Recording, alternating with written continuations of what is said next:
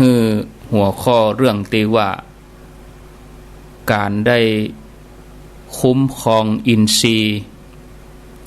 ก็ยังอยู่ในเรื่องราวของการตั้งอยู่ในความบ่ประมาทมนุษย์เฮาญาติโยมบ่ว่าจะเป็นเชื้อชาติใดภาษาใดแต่ละคนก็ปรารถนาความสุขแสวงหาความสุขในทางพระพุทธศาสนาความสุขที่สูงสุดนั้นคือความสงบนัตถิสันติปรมังสุขังความสุขอื่นยิ่งกว่าความสงบบ่มีนิพพานังปรมังสุขังนิพพานเป็นสุขอย่างยิ่ง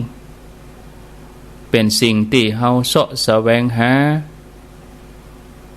ความสงบนั้นบ่ใช่ว่าเฮาจะนั่งอยู่คนเดียวอันนั้นสงบถ้าเฮาได้ปฏิบัติมันก็เป็นความเหงาเป็นความเศร้าบางทีจิตกึดไปอย่างอื่นเตลิดเปิดเปิงแต่ความสงบในพระพุทธศาสนาเป็นความสงบที่ลดจากกิเลสบ่มีอวิชชาความสงบที่มีความบริสุทธิ์ความสงบที่เกิดจากความสะอาดผ่องใสญาติโยมการที่เฮาจะประคับประคองชีวิตให้อยู่รอดปลอดภัยบางทีเฮาท่านทั้งหลายก็จะต้องเหน็ดเหนื่อยกับหลายสิ่งหลายอย่างตั้งแต่เหน็ดเหนื่อยจากการทำมาหากินโรคภัยไข้เจ็บเหน็ดเหนื่อยจากเรื่องราวต่างๆที่ประเดประดังเข้ามาวัยหนุ่มวัยกำก็เสาะแสวงหาปัจจัยสี่มาเลี้ยงชีวิตจุนเจือครอบครัว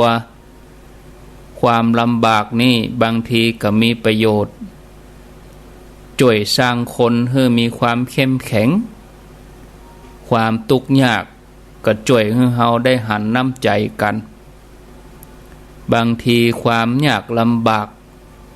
ก่อให้เกิดสิ่งที่ดีงามตัวมา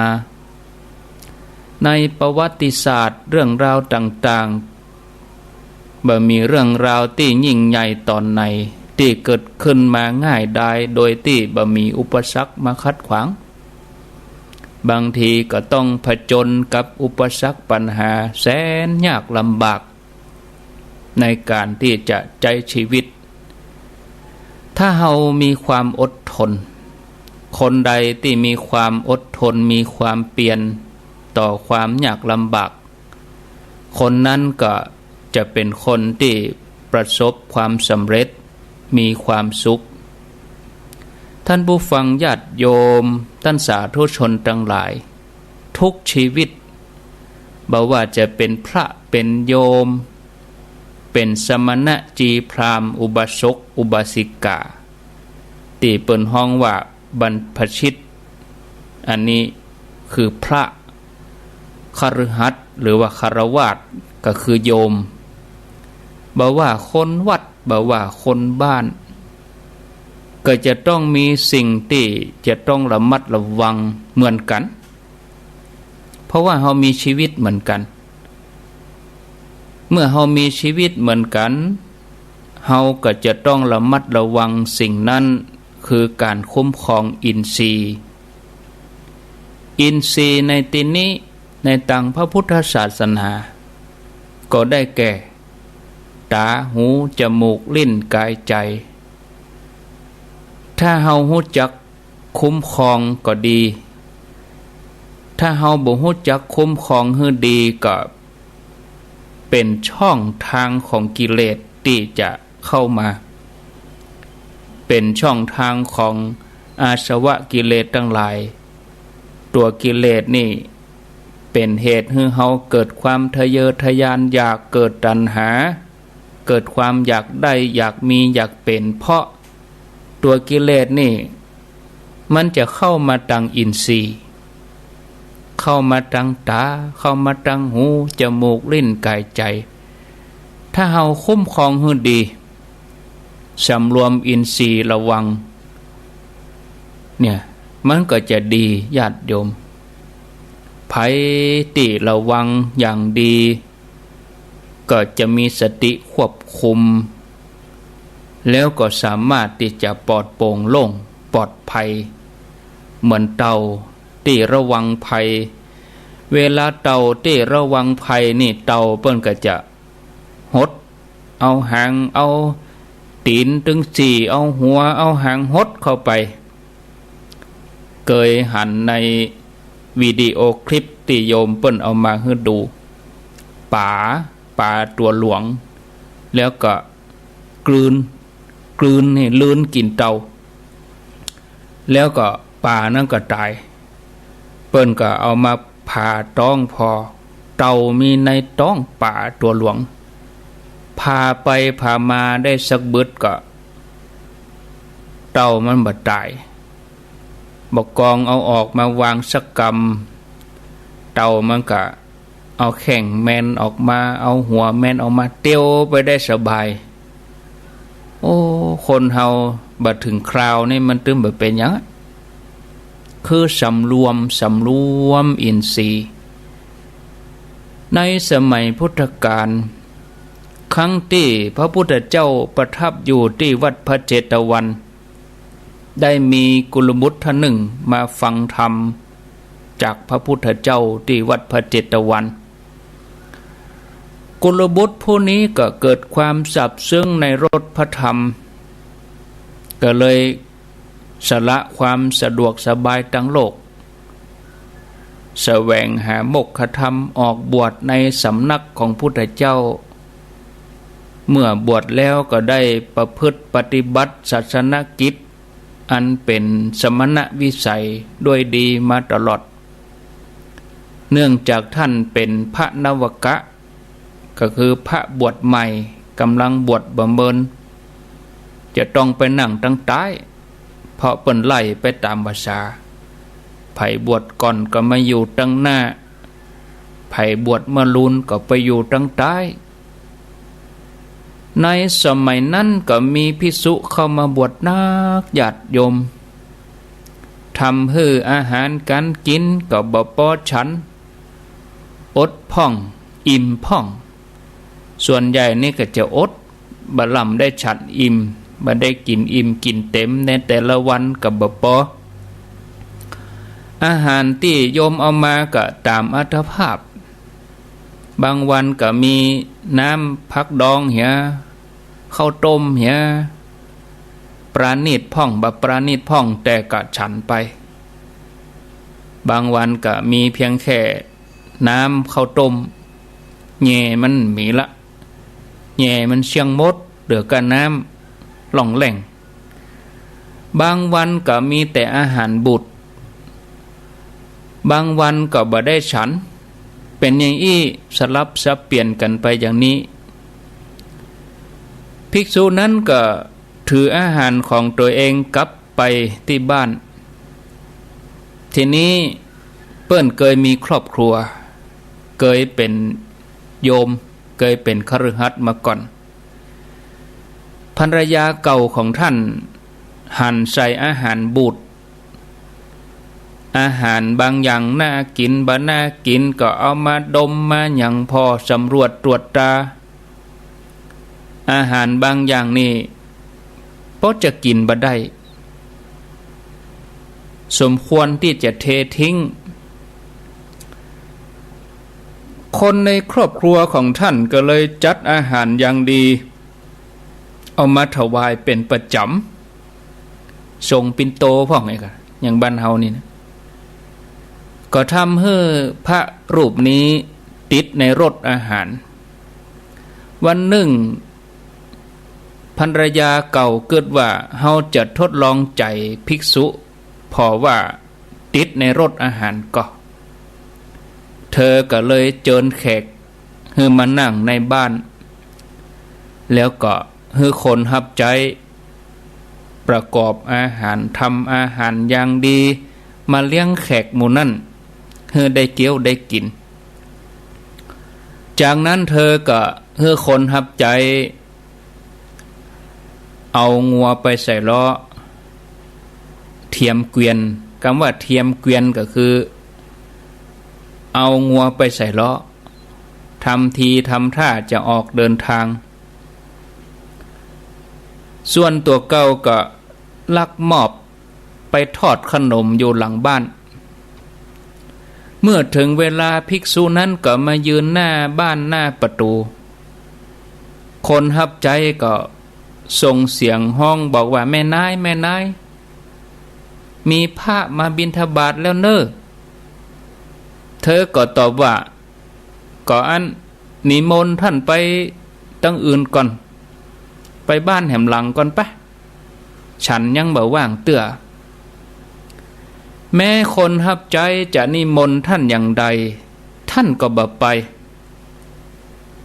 คนหับใจก็เลยไปแจ้งแก่เจ้านายแม่นายเปิ้นบ่ไปก็บอกให้เปิ้นแล่บอกว่ากำลังทำงานอยู่บ่ว่างเตื้อไปบอกให้เปิ้นข้าเจ้าบอกแล้วเปิ้นยังยืนหั่นอยู่น่ะเนี่ยทีนี้ภรรยาเก่าก็ฮู้แก่ใจแล้วว่าท่านนี้คงจะติดรสอาหารก็เลยออกจากหลังบ้านแล้วก็ไปอู้กับพระคุณเจ้ารูปนี้ว่าพระคุณเจ้าวันนี้เป็นวันสุดท้ายเนอะที่ท่านจะได้หันข้าเจ้านะตั้งแต่ท่านออกบวชข้าเจ้ายังซื่อสัตย์แต่การครองเรือนแม่ยิงตัวคนเดียวเนี่ยมันเป็นไปได้ยากวันนี้ข้าเจ้าจะออกเดินทางแล้วก็จะไปแต่งงานใหม่ถ้าข้าเจ้าได้ล่วงเกินต่อพระคุณเจ้าก็ขอโทษด้วยเนอะเอาละญาติโยมทั้งหลายอยู่บัดได้แล้วภิกษุรูปนั้นก็ใจหายเลยกะใจหายก็เลยบอกว่าจะไปเนี่ยอย่างอันเด้อจะไปเนี่ยอย่างเงินเด้อเดี๋ยวอาตมาจะซิกวันเนี่ยนั่นเตอะเนาะญาติโยมท่านก็รีบเดินกลับไปที่วัดพระเจตวันเดี๋ยวก็เข้าไปหาอุปชาขอลาสิกขาอาจารย์กับอุปชาพระแต่ละองค์เจ้าหมู่เจ้าฝูงเปื้อนสหธรรมก็บ่มีความประสงค์จะให้เปิ้นซึกเป้าอย่างใดผมถึงจะซิกอยู่ด้วยกันไปนะกำลังบวชใหม่นี่อยู่ด้วยกันกำลังม่วนกำลังสวดเข้ากันอยู่เนี่ยผมถึงจะซิกอีหมะญาติโยมท่านทั้งหลายเมื่อขอยังใดก็ได้เนาะคนจะเกิดนะห้ามยังใดก็บ่ได้เก้าจะซิก10จะซิกก็ไปหาพระพุทธเจ้าเสียก่อนก็เลยปากันไปหาพระพุทธเจ้าเพื่อจะรับฟังโอวาทเมื่อไปถึงพระพุทธองค์ก็ตรัสว่าดูก่อนภิกษุการที่เธอนี่นะบ่คุ้มครองอินทรีย์ของเธอเนี่ยเธอบ่ดูแลอินทรีย์นะก็มใจมีเพียงจัดนี้ต่ออันเนอในอดีตการจัดก่อนเธอก็เสื่อมเหมือนกันนะเพราะเธอบ่สำรวมอินทรีย์ภิกษุรูปนี้ก็มาอันยังเป็นอินทรีย์นะจากนั้นพระองค์ก็นำเรื่องในอดีตมาสาธกยกอธิบายเล่าให้ภิกษุรูปนั้นตลอดจนถึงพระสงฆ์ทั้งหลายได้ฟังว่าเมื่อโพธิสัตว์เจ้าเกิดในตระกูลพราหมณ์ก็เป็นปุโรหิตของพญาเจ้าเมืองพมทัตเนาะในวันที่โพธิสัตว์เจ้าเปิ้นเกิดมีเหตุอัศจรรย์บรรดาอาวุธทั้งหลายในคลัง ต่ำกันคลงคลังคลงคลังกิ้งกิ้งกังกังเป่งแจ้งขึ้นมาไปหมดเพราะสาเหตุนั้นหมู่ญาติทั้งหลายก็เลยตั้งชื่อว่าโชติปาละโชติปาละกุมารอาวุธมีแสงโชดช่วงขึ้นมาเมื่อใหญ่ขึ้นมาแล้วหลังจากที่ห่ำเฮียนสัปปะสิบปาศึกษาศิลปะวิทยากุอย่างแล้วแทนที่ท่านจะรับราชการต่อจากพ่อแต่ก็ละทิ้งความสบายทั้งโลกเข้าป่าบวชเป็นฤาษีปั่มเป่งปรมีจนได้ฌานได้อภิญญาอยู่ในอาสมน้อยๆอยู่ในป่าไม้บกควิดที่พญาอินเปิ่นเนรมิตตานหื้อแล้วก็มีฤาษีหลายร้อยตนเป็นบริวารตัวท่านก็มีลูกศิษย์ระดับแนวหน้าหมายความว่าลูกศิษย์เก่งๆลูกศิษย์ระดับหัวหน้านี่ก็มีถึง7 ตนฤาษีนี่นะบางตนก็มีลูกศิษย์แตกออกไปแถมแตกกิ่งก้านสาขาแตกแขนงออกไปแถมลายปั้นตนแต่ละตนก็แยกย้ายไปอยู่ตามที่ต่างๆก็ยกเว้นฤาษีตนหนึ่งชื่อว่าอนุชิตชะฤาษีดูแลอุปถากหับใจโพธิสัตว์เจ้าฤาษีแถมตนหนึ่งชื่อว่านาลัทธะฤาษีผู้เป็นน้องบ่าวของกาละเทวินฤาษีก็ได้ไปอยู่ในถ้ำปุ่นในป่ามัชชิมประเทศใกล้หมู่บ้านใหญ่แห่งหนึ่งก็ไปอยู่เพียงตนเดียว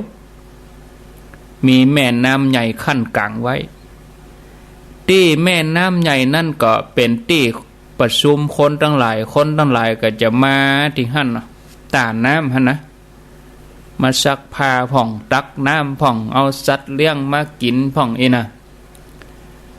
ก็เลยทำให้สถานที่นั้นอึกกระทึกคึกโคมบัดสงบเนี่ยนาลัทธะฤาษีบ่ได้กึดอันยังเพราะว่าท่านได้ฌานท่านคุ้มครองอินทรีย์มีวันหนึ่งท่านละเลยการคุ้มครองอินทรีย์ได้ยินเสียงคนอู้กันยักกะไปยืนพอคนตั้งหลายพ่องก็มาซักผ้าพ่องก็มาล้างถ้วยพ่องก็จูงงัวจูงควายมากินน้ำก็คือสมัยโบราณนี่ก็จะเป็นอย่างนั้นมันแบบจะมีน้ำก๊อกน้ำอย่างปลาอย่างเฮาบเดียวคนก็ไปรวมกันตึงเวลาก็ตักน้ำไปใจพ่องก็หาบพ่องก็อาบพ่องก็กินอีนะฤาษีก็ไปยื้อพอคนไปหันใส่นางวรรณตาสีคนหนึ่งมีรูปร่างงดงามฤาษีตนนี้ก็มีใจปฏิพัติเกิดความกำนัดยินดีฌานเสื่อมถ้าตุลุงทองเล่าตุลุงทองก็จะเล่าว่าลืมคาถามด ถ้าตุลุงทองเล่านะ ตอนไปนี่เหาะไปหันใจนางตาสีถูกได้เตียวไหม ถ้าตุลุงทองเล่านะเพื่อก็จะเล่าอย่างเงี้ยแต่อาตมาก็จะเล่าอย่างตุลุงทองก็บ่เปิ้งเพราะต้นฉบับมันมีสำเนาเนี่ยนึงตั้งถึงบัดเต้าต้นฉบับอันนั้นก็ยกเงือตุลุงไปอาตมาก็จะเล่าแบบอาตมาเนี่ยเนาะฌานเสื่อมไปก็ปีกไปถึงที่พักก็โอ้หูบหน้านางตาสีก็ลอยมาฤาษีนี่ก็กินบ่ได้นอนบ่หลับทรมาน7 วันก่อนนะในวันทน7กาละเทวินฤาษีก็ตรวจตราโอ้บาเดียวนี้ฤาษีผู้เป็นน้องเฮาตกอยู่ในสภาพอย่างอีฤาษีผู้เป็นอ้ายเป็นผู้ปี้ ก็เหาะมาแอวถึงถ้ำนาลทะดาบดฤาษีหันใส่อ้ายมาแอวหาก็ถามมาอ้ายมาใหญ่ๆก็ไม่แอวหาน้องเธอบัดสบายนะฉันก็จะมารักษาเธอนักนาลทะดาบดฤาษีผู้เป็นน้องก็ตอบอ้ายด้วยความเขินอายอ้ายอู้อะหยังเหลียวไหลไปแล้วผมก็อยู่ดีสบายบ่เมื่อยบ่ไข้อะหยังกาละเทวินฤาษีฮู้ว่าผู้เป็นน้องบ่ฟังตัวเก่าแน่จะห้ามอย่างใดจะบอกอย่างใดแนะนำอย่างใดคงบ่ฟังแน่ก็เลยไปบอกเจ้าหมู่มาแถม3 ตนอันเป็นฤาษีเหมือนกัน3 ตนนั้นได้แก่สาลิสละฤาษีเมนทิสละฤาษีแล้วก็ปัพพติสะฤาษีแถม3 ตนก็มาช่วยกันนะสำรวมอินทรีย์เนอคุ้มครองอินทรีย์เนอเนี่ยที่กินบ่ได้นอนบ่หลับเพราะบ่ได้คุ้มครองอินทรีย์กิเลสมันเข้าตั้งตาตั้งหูตั้งจมูกลิ้นกายใจเธอไปยืนพอเขาเนี่ยหยังอันนั้นมันเป็นยาพิษเนอมันเป็นภัยต่อบรรพชิตเป็นภัยต่อเพศพรหมจรรย์นะเนี่ยทำให้เธอต้องเสื่อมจากฌานนะฤาษีทั้งหลายก็มาช่วยช่วยเป้าแต่ถูกนาลทะดาบดฤาษีปฏิเสธบัดเราแต่นั้นก็ยังกบเกลื่อนใบเบียงกาละเทวินฤาษีผู้เป็นปี่ก็เกิดว่าบอกเฮือยังใดก็บ่ฟังนะเฮาก็จะต้องไปเจิญอาจารย์ฮืออาจารย์มาอบรมละประเด็นนี้ต้องถึงมืออาจารย์โยมมีหยังฟ้าตัวเจ้าอันใครถามว่าเขาตามหันเข้าไปหาคนตายตามที่เพิ่นมาเดินบิณฑบาตจะได้ก็เจ้าตานไปเลยได้เลยนะเจ้าได้เลยครับครับอยู่ที่ไหนอยู่เวียงป่าเป้าเจ้านั่นจัดรายการอยู่เนาะครับได้นะเจ้าตานมันผูกเลยเนอะเจ้าตานวันใดก็ได้นะวันนี้ไปเนาะตานวันใดก็ได้อะแต่เปิดมากุมเข้านะวัดอยู่ไกลมันเข้าแล้วไปเขาไขไหวอย่างนั้นก็เปิดมากุมเข้าก็ตานขำพันเอาโต๊ะเอาตังเอาอย่างมาไหวให้เป็นระเบียบเรียบร้อยถ้าฝนตกฝนซึ้งก็แปลงจ้องแปลงยังแปลงห่มยังเฮอเปิ่นนิมนต์เปิ่นเข้าไปนั่งตีมันเหมาะสมเนอะเจ้าโมทนาวัดมันอยู่ไกลเนาะตามมันก็ได้เนาะเป็นอย่างอ่ะดูครับเจ้าสวัสดีสวัสดีจบก่อนอันนี้เปิ่นบ่ฮู้อยู่เวียงป่าเป้าด้านขันเข้าเฮือตูเจ้าที่เปิ่นนั้นมากุมเข้าได้ก่อวะก็ด้านเลยกะนะไปมีปัญหาอย่างเจ้าพ่องคนเท่าเปิ่นไปวัดบ่ไว้แข่งขาเปิ่นบ่ดีก็ลูกหลานก็ด่าเฮือเปิ่นไข่เกณฑ์ขำมือเปิ่นก็บ่เดียวซะมีกฎมีเกณฑ์อย่างออกมาญาติโยมเฮือแยงเอาเป็นไปตามบริบทสังคมเพราะว่าบ้านเฮาเมืองเฮาอย่างคนเฒ่าเพิ่นด่าคัวมือสั่นงอนเนี่ยเอาว่าท่านตุลุงปั่นป้อนให้แม่กันเด้อถ้าเฮาจะว่าตามกฎตามเกณฑ์ห้ามยะถาสะพีมันก็จะยุ่งกะบ้านเฮา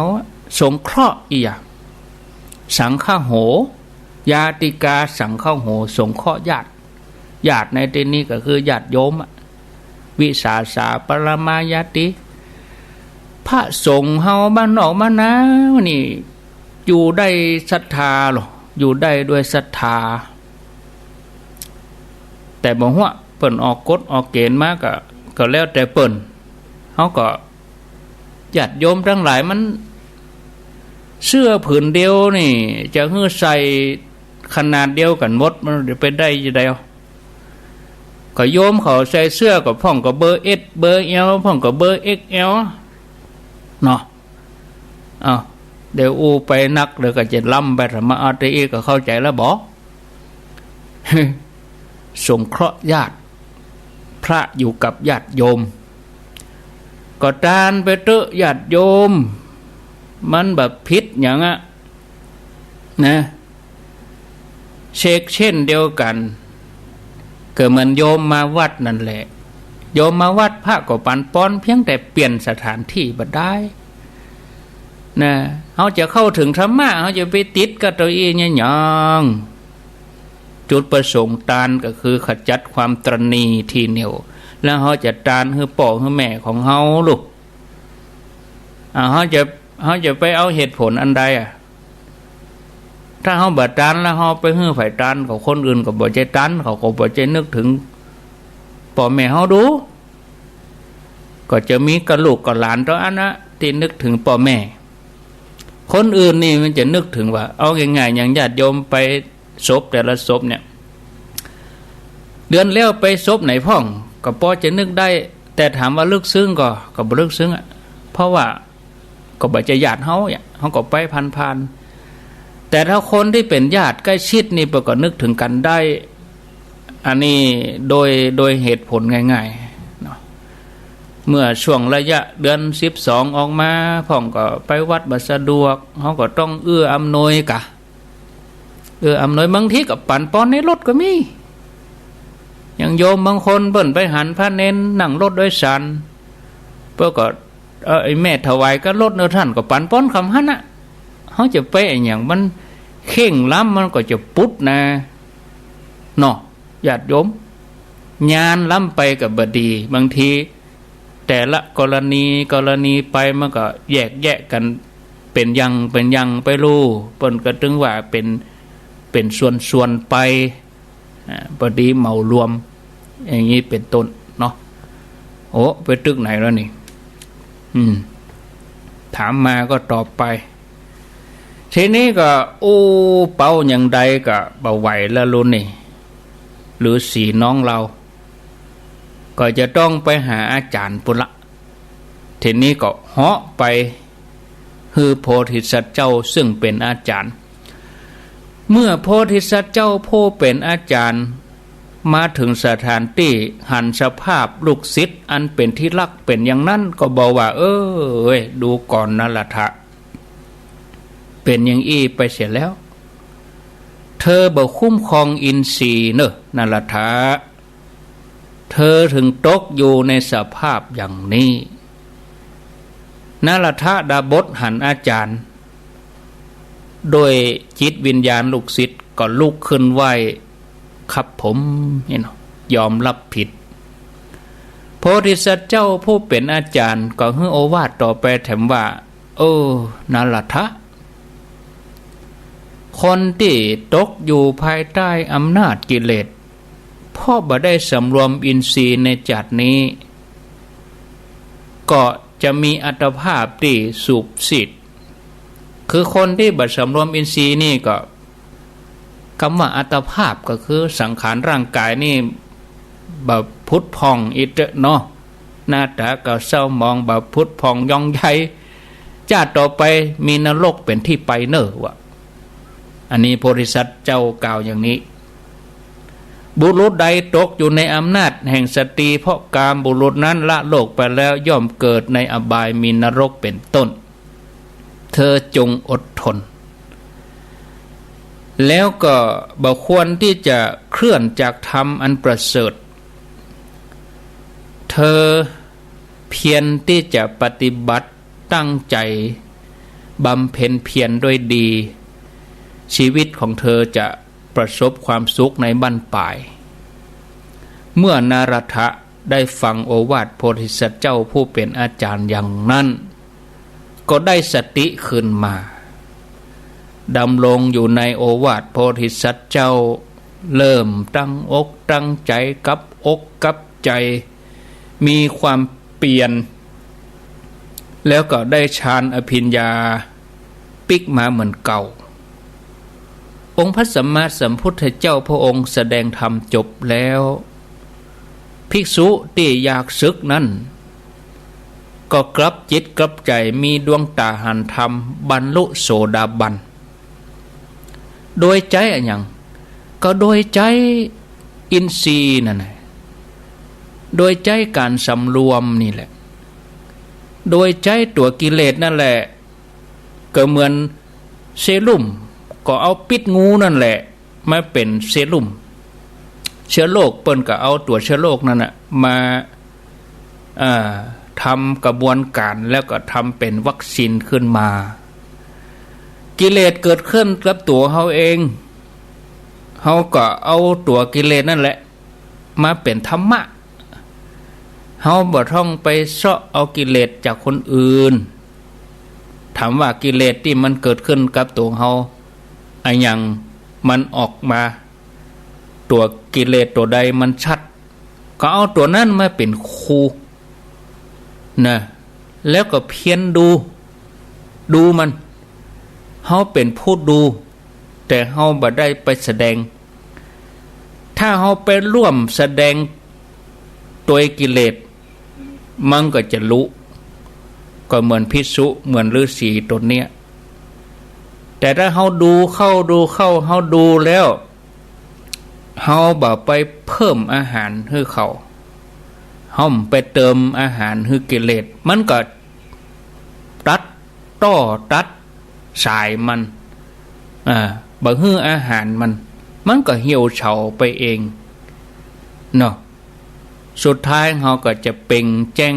นี่ท่านผู้ฟังอันนี้จากเรื่องที่เล่าให้ฟังนี่ก็หมายความว่าคุ้มครองอินทรีย์คือตัวนี้เป็นเรื่องที่สำคัญถ้าเฮาคุ้มครองอินทรีย์ได้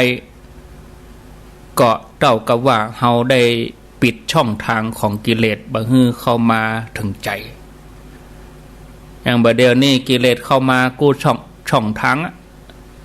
ตามสื่อโซเชียล Facebook ไลน์ต่างๆเฮาจะไปฮื้อโอกาสมันจะไปฮื้อมันได้ช่องถึงมันหู้เฮาก็ละไว้ตรงนั้นจบตรงนั้นเสี่ยงตรงนั้นนะบ่ได้กึดต่อญาติโยมควรจะให้โอกาสตัวเองในการที่จะส่งสมความดีทานศีลภาวนานะแล้วเฮาก็ปิดโอกาสบ่ให้บาปได้ช่องเปิดโอกาสให้บุญกุศลหลั่งไหลเข้ามาในใจของเฮาคือเพียรที่จะทำความดีเอาความดีตั้งหลายเข้ามาในใจของเฮานักๆนี่เมื่อความดีตั้งหลายเข้ามาในใจเฮานักๆก็เหมือนน้ำที่สกปรกโสโครกเมื่อเฮาเอาน้ำดีเข้ามาใส่ไล่น้ำบดีออกไปมันเติมบ่อยๆนะน้ำเก่าก็เสี่ยงไปน้ำใหม่เข้ามาแต่น้ำใหม่ก็ไล่น้ำเก่าไปเลยท่านผู้ฟังอันนี้คุ้มครองอินทรีย์ฮือดีเนาะญาติโยม15:45 นาทีเอาละเว้ยเหมือนกันเนาะก็เดี๋ยวจะได้ลาที่ 89.5 ต่อไปนี้ก็จะปั่นตาปั่นสายให้ญาติโยมทั้งหลายได้โทรไผจะจะโทรเข้ามาก็ขอเจริญปอนเข้ามาที่เบอร์0998366322ตะกี้เวียงเป่าเปิ้นโทรถามเรื่องการขันเข้าตอบไปแล้วก็จำเป็นต้องตอบในโทรศัพท์เพราะว่าวิทยุทางปุ่นเปิดรับเฉพาะเมื่อเจ้ากับเมื่อค่ำแต่เมื่อแรงอย่างนี้วิทยุเวียงเป่าบ่มี ก็จะเป็นความโชคดีของหมู่เฮาที่หมู่เฮาได้ยินกันนี่เนาะรับสายก่อนเจริญปอนเจริญปอนติดแล้วปิดวิทยุเสียก่อนเจริญปอนครั้งที่หนึ่งเจริญปอนครั้งที่สองสายนิ่มเป็นลายละลุแล้วเอาสายใหม่เจริญปอนการเจ้าพระอาจารย์จากดังได้จากสันทรายสังขยอมเจ้าสันทรายสันขยอมเจ้าสันขยอมฟังอยู่นะพระอาจารย์ได้สาระดีเจ้าเพิ่นนั้นปิดศพหลวงพ่อวันนี้กะยังเจ้าวันที่29อยู่พระอาจารย์29อีเนาะเจ้าจะได้ประชาสัมพันธ์เฮือกะพระอาจารย์จะมากะเจ้าไปได้ไปก็เอาเสียงไปเถอะอันประชาสัมพันธ์เฮือเปิ้นเอาบุญด้วยกันเจ้าประชาสัมพันธ์เฮือช่วยว่าเปิ้นขนาดถึงวันน่ะเจ้าดีแล้วเบรกเจ้าภาพเลี้ยงเข้าอันเนี้ยดีแล้วเนอะธรรมะก็ฟังพระอาจารย์ว่าบางคนก็ว่าเจ้าเอาอย่างหลายอย่างก็ม่วนใจเหรอก็ดีก็เฮาเนาะก็ม่วนใจเฮาเหรอม่วนใจเฮาเนาะก็เดี๋ยวจะเล่าเรื่องให้กำลังใจสักเรื่องนึงเจ้านมัสการครับอาจารย์โมทนาสันขยอมสันทรายขอบคุณโทรมา0998366322โทรเข้ามาฟังจากคลื่นในสันปะตองแม่วาง 89.5 ปาสร้างก็ได้ดอยหล่อก็ได้บ้านทุ่งเรดิโอห่างดงก็ได้104ก็จะหายแถวหนองควายปากตังเสมิง 89.5 ก็ฮับไม้ต่อส่งมาตั้งใต้ 89.5 ก็จะหายแถวตาลี่ก็ตังห้วยตองซักก็ฮับต่อยื่นไปทางจอมตองเอกมันก็ดีไปอย่างเนาะร่วมด้วยช่วยกันเจริญปนไหว้สาเจ้าท่านอาจารย์คณะครูเจ้าโทษจักดังได้เจ้าฟังธรรมะเนี่ยมันเอาขันติถึงอดมันขันติได้นะมันดีนะท่านเนาะดีแต่มันจะเข้ามาทางใดเขาก็ต้องเปลี่ยนเอาเจ้าเข้าใจดีเจ้าฝนตกก็เจ้าท่านทั้งคุณมันอ้อยสวยอีน่ะแม่ตื่นน้อยเมืองฝางนี่มันตกตึงวันพอจะประหารแดด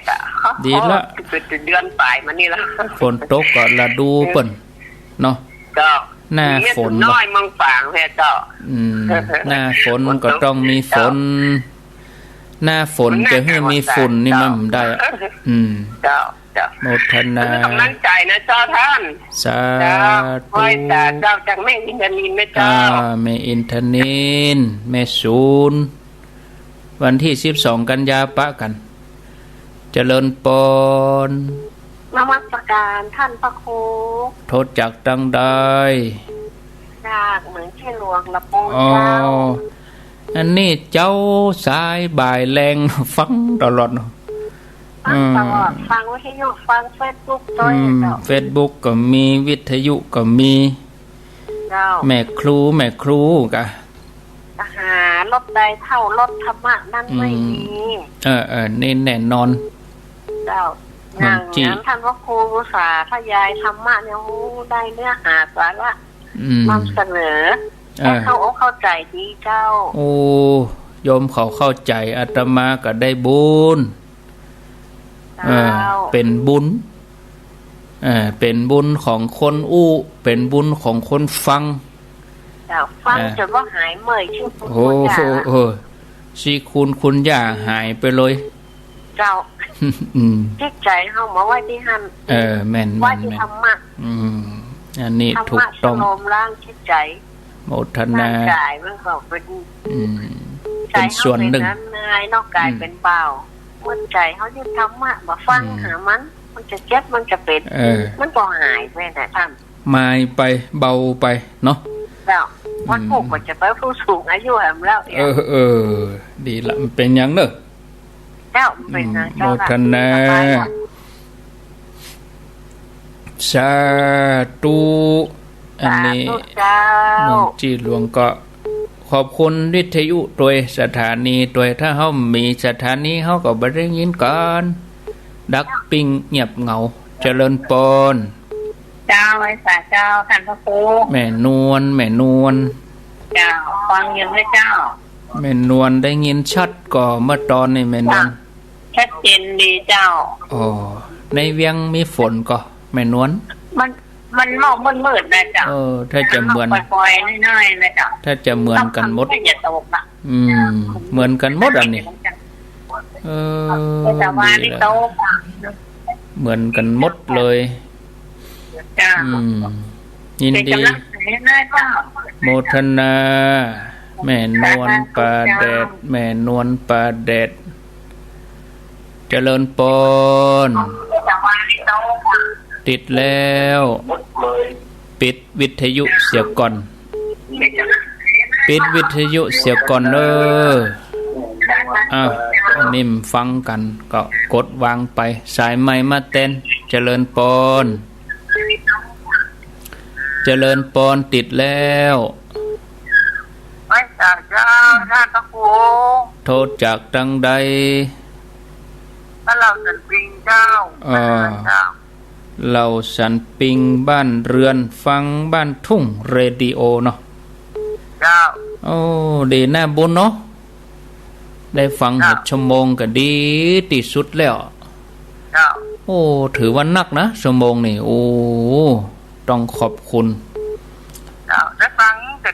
ดีใจละใจเนาะขอบคุณบ้านทุ่งเรดิโอเจ้าอนุโมทนาเนอเราสันปิงตึงเวลาก็ไหลมานี่เนาะอันพวกก็มาปะกันแถมเจริญปนครับผมกับไวสาครับสมณเณรลักครับเณรลักแปลว่าถ้าผู้ใดบ่คุ้มของอินทรีย์นี่ก็รู้กันรั่วของเก่าครับรู้ไปเลยครับพระฤาษีก็ดีผู้เจ้าก็ดีแต่มาได้คุ้มครองอินทรีย์นี่จะไปติกันก็มานี่เหาะมาก็มาเหาะมาปิกเตียวปิกก็ไปถูกได้เตียวปิกครับปิกเตียวปิกนี่ชัดเจนดีบ่แมลงนี่ครับผมแมลงที่ชัดเจนครับมันโฟนถ้าจะล้างมันเนาะ98.75ครับ98.75ครับทางบ้านเวียงได้ฟังได้ก็ดีใจละ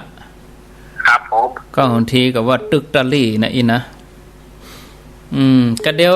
ปลายเดือนนี้ต้นเดือนหน้าก็จะขยายพื้นที่ขึ้นมาแถมหน่อยครับผมมันบางท่านบางคนก็ยังแบบแปลงเนาะก็มันอย่างได้ก็มันแบบนี้นะเนาะมันนี้มันตรงนี้บางคนก็ใจขึ้นท่านพวกโอ้ก็แปลงยังแบบแปลงเงี้ยฮะอันนี่ก็ได้กะมันอย่างว่านะกะก็เนี่ยก็ทำกันไปเถอะญาติโยมอินดูคนเฒ่าหมู่ที่บ่ได้ยินเฮาก็ได้ยินนี่เนาะบ้านทุ่งเรดิโอนี่ดูบ้านทุ่งเรดิโอเนี่ยอดใจรอเอาเจริญปนครับผมจากดังได้น้องเบลหน้าโรงเรียนสามน้องเบล104เนาะครับผมชัดเจนดีกะชัดเจนดีครับนี่ฝนตกก็ครับก็ตกผ่องใหญ่พ่องก็ตากผ้าก็ลืมร้อนเมยจ้างตกใส่ก็เปียยังเก่าเห็นนั่นพี่ก็หอมบางทีก็หนาวแล้วแต่ไปเนาะแต่เกียนก่อนเพลนี่แดดจัดดีเอาผ้าไปตากได้ว่าเผลอกำเดียวบ่ได้ปีกมาเปียไปเหรอว่าเมื่อเช้านี่ซักผ้าคนเดียวไงซักผ้าแล้วก็ตากนะว่าได้ตากผ้าในห่ม ในห่มเหมือนกันนะครับปากในห่มอ่ะเดี๋ยวนี้หัวคนอันนี้มันมีหลังคาครับที่หอเนี่ยดีกะในหอนี่มันมีหลังคาแต่ว่าถ้าแดดส่องมันเป็นกรงเล็กไงได้ตากในห่มพัดลมเป่าโผพัดลมหลวงฮะนะได้พัดลมเป่าเอาอยู่ครับโอ้มันได้แดดฝาดมันแล้วใจแดดฝาดเห็นน้อยได้กลิ่นแดดเห็นน้อยพัดลมเป่านี่บอกให้เป่าแดดน่ะมันเติมเต่าอ่ะถ้าแดดนี่มันจะฆ่าเชื้อโรคแสง UV หรอมันจะทำให้ไอร้อนนั่นเชื้อโรคหายหมดอ่ะเวลาได้อย่างไรยินดีเนอะสาธุเจริญปนขอพระสาครับครูป่อบุญมีเมืองกลางเมืองกลางอยู่หลังฮะนี่ได้ยินทีเนาะหลังสถานีฮะเนี่ยอยู่ตั้งหลังได้ยินชัดดีเนาะยินดีนักเนอะป่อบุญมีก็เหลือดูบนเนาะหน้าฝนก็เพิ่งบางโลก็น่าซื้อมาขายแล้วแหละนะครับสาธุเป็นกำลังใจน่าเลิกกับไหว้สาอันนี้ฟังห้วยต้องซักหน้าฝนก็ต้องเป็นฝนจะไปมีฝุ่นจะได้โยมฤดูฝนไม่ใช่ฤดูฝุ่นหรอถ้าเปิดเดือน7เพิ่นก็ว่ากันเดือน6เดือน7กึดถึงตอนมันแล้งเปลวแดดวึกเวกพัดลมเป่าก็เอาใบอยู่อาบน้ำก็ยังห้อนอยู่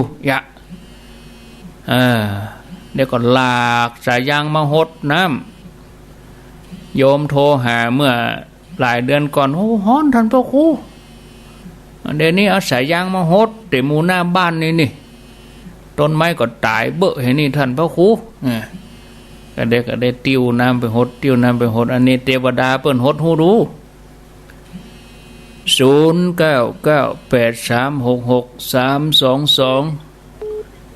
เจริญปนจากตังใดแจงหัวรินเลี้ยงฝางเจ้าแจงหัวรินฝางชัดเจนดีก่อเลี้ยงฝางนี่ยังตั้งฝางนี่ยังได้ยินชัดเจนเดียเจ้าโอ้ก็ชัดกะแม่อยู่ใกล้หั่นที่ทางในเรียนเข้ามาบ่ได้ครับแม่อยู่ใกล้สถานีหั่นก็ได้ชัดกะก็อยู่ใกล้พระบาทอุดมหั่นก็ยังตึงกันอยู่รู้ที่วันศุกร์ที่ท่านพระครูเพิ่นตรวจน้ำพระพุทธมนต์ก็ทั้งอื่นก็บ่ได้ครับก็อันนั้นเมื่อคืนเหรอเมื่อคืนนี่บางสถานีก็รับบางสถานีเพิ่นก็บ่รับอีหรอไม่ใช่ว่ารับหมดหรอบางสถานีเปิ้นก็รับเมื่อคืนบางสถานีเปิ้นก็บ่ได้รับอีนี่ดูเปิ้นอุตส่าห์เตรียมจะไปน้ำบางเตื้อก็อินเทอร์เน็ตก็คัดข้องไอ้แม่เฮ้ยมันเตื้ออินเทอร์เน็ตมันบ่ลิงก์หากันบางเทื่อก็ทั้งปุ้นอินเทอร์เน็ตปุ๊ดไปทั้งเพศปุ๊ดไปอย่ามันอธิบายยากหรอกะเฮาอธิบายเฮาบ่เจ็บหัวล่ะโมทนาสาธุเอาลาก่อนสัทธาลา 89.50